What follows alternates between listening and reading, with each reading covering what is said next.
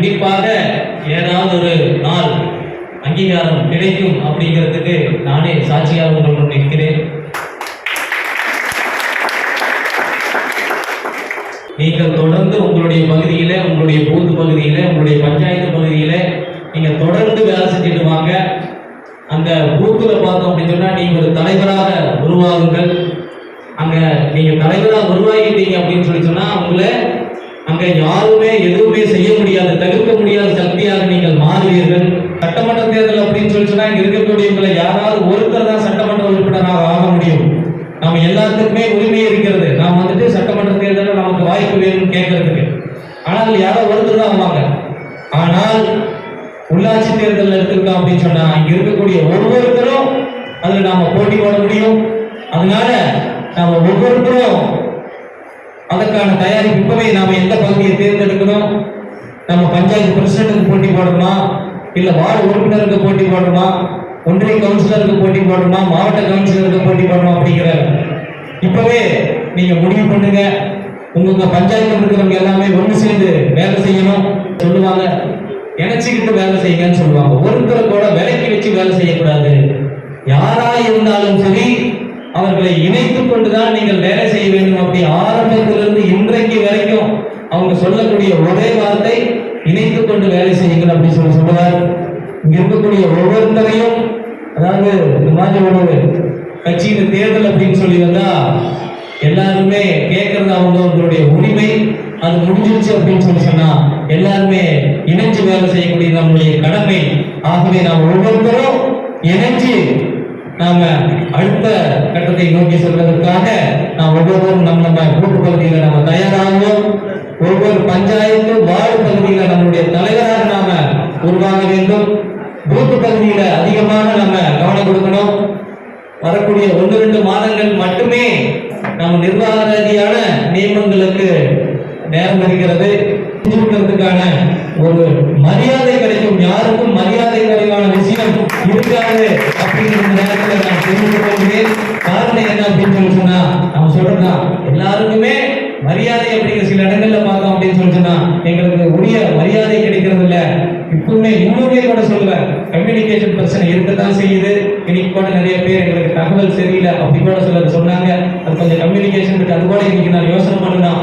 எப்படியா இருந்தாலும் நம்மளுடைய நிர்வாகிகள் தான் நியமனம் பண்ணணும் அப்படின்னு சொன்னா குறைந்தபட்சம் ஒரு மாதத்திற்கு 1.5 மாத காலம் இருக்கு டைம் ஆகும். ஏன்னா இந்த மாநில தலைவர் தேர்தல் நடக்கணும். மாநில தலைவர் தேர்தல் முடிஞ்சு அகில இந்திய தலைவர் தேர்தல் நடக்கணும். அகில இந்திய தலைவர் தேர்தலுக்கு அப்புறம் அகில இந்திய நிர்வாகிகளை அகில இந்திய தலைவர் நியமிப்பார். அகில இந்திய துணைத் தலைவர், செயலாளர், பொதுச் செயலாளர், பொருளாளர், அணிகளினுடைய தலைவர்கள், பிரிவுகளுடைய தலைவர்கள் இப்படியெல்லாம் நியமனம் நடக்கும். அதுல யாராவது ஒருத்தர் தமிழ்நாட்டுக்கு பார்வையாளர்னு சொல்லி வருவாங்க. அவங்க நம்ம மாநிலத்தில் இருக்கக்கூடிய தலைவராக அவங்களோட சேர்ந்து உட்கார்ந்து மாநிலத்தினுடைய நிர்வாகிகளை அறிவிப்பாங்க.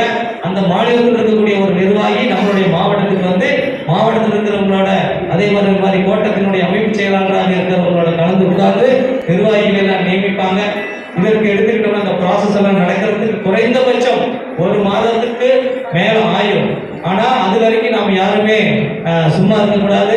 ஒவ்வொருவரும் நம்ம பாலாஜி சொன்னது போல இப்போ நம்ம பாதி 50% பூத்துகள்ல தான் நம்ம தேர்வு பண்ணியிருக்கிறோம், தகுதி பண்ணியிருக்கிறோம். அதை மீறி இருக்கக்கூடிய எல்லா பூத்துகளையுமே கூட நாம தகுதி பண்ணணும். சில பேர் நம்மளை சந்திக்கணும் அப்படிங்கிறதுக்காக வரணும் அப்படின்னு சொல்லி கூட கேட்குறாங்க. நம்ம அது என்ன அப்படின்னு சொன்னா நம்ம அலுவலகத்திலே இருப்போம், காலையில் நேரம் இல்லை அப்படின்னு சொன்னா நம்ம வீட்டுக்கே வந்து பார்க்குறோம் அப்படின்லாம் சொல்றாங்க. அதனால நம்ம என்னன்னா மாலை நேரம் 4 மணிக்கு மேல ஒவ்வொரு ஒன்றியமா இப்பொழுது நம்ம சுற்றுப்பயணம் பண்ணிட்டு இருக்கோம். ஏன்னா எல்லாருமே வர முடியாது. நான் உங்களையே வந்து உங்களுடைய பகுதிகளை நேரா சந்திக்கிறதுக்கு நான் தயாரா இருக்கேன், அங்க வந்துட்டு இருக்கேன் அப்படின்னு சொல்லி நான் சொல்லியிருக்கேன் ஒவ்வொருத்தையும். அந்த அம்மாப்பேட்டை ஒன்றியத்தில் கிழக்கு ஒன்றியத்தில் அந்த நிகழ்வானது நடந்திருக்குது. அதே போல பவானி நகர், நேற்று பார்த்தீங்கன்னா சத்தியமங்கலம் நகர், இப்படி ஒவ்வொரு மண்டலுக்காக சுற்றுப்பயணம் வந்து கொண்டு இருக்கிறோம். அந்த வரப்பை பார்த்தோம்னா அங்கே இருக்கக்கூடிய முக்கியஸ்தர்களை நாம சந்திச்சுட்டு இருக்கோம். நீங்க யாரையெல்லாம் சந்திக்கணும் அப்படின்னு நினைக்கிறீங்களோ, அதாவது அடுத்த தலைவர் வர வரைக்கும் இப்பொழுது யார் மண்டல தலைவராக இருக்கிறார்களோ அவர்கள் தான் தலைவர்கள். அவங்க தான் தொடர்ந்து அந்த மண்டலை வழிநடத்த வேண்டும். அடுத்த பவானி தொகுதியை சேர்ந்த திரு கேவண்டர் என்கிற செலவராஜ் கேவண்டர் இருக்காங்க.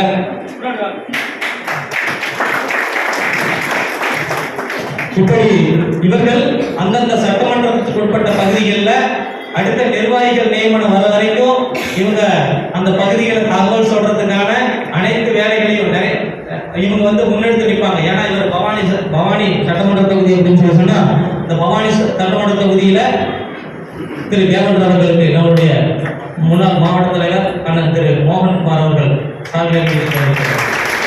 சார்பாக மாநில தலைவர் தேர்தலுக்காக சிறப்பு பிரதிநிதிகளாக இருந்து அந்த போய் அந்த தேர்தலில் கலந்துக்குவாங்க.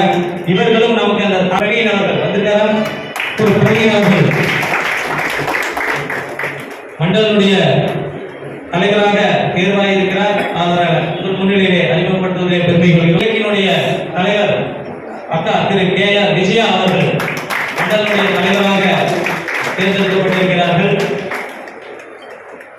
அவர்களுக்கு அவர் முன்னாள் பஞ்சாயத்து பிரசிடண்ட், அந்த பகுதியில் ஒரு பஞ்சாயத்து பிரசிடண்டா இருந்தவங்க அவர்கள்.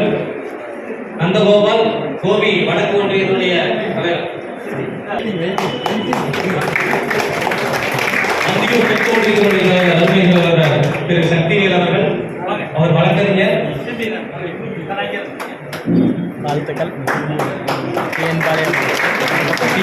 கிழக்கு ஒன்றியத்துடைய தலைவர் சகோதரர் திரு ராமகிருஷ்ணன் அவர்கள். மேற்கு ஒன்றியத்துடைய தலைவர் அருமை சகோதரர் திரு சுதாகர் அவர்கள். பவானிசாகர் ஒன்றியத்துடைய தலைவர் சகோதரர் திரு ஞானசேகர் அவர்கள் தேர்வாயிருக்கிறார்கள். நீங்கள் இவர்கள் அனைவருக்கும் நீங்கள் ஒத்துழைப்பு கொடுக்க வேண்டும்.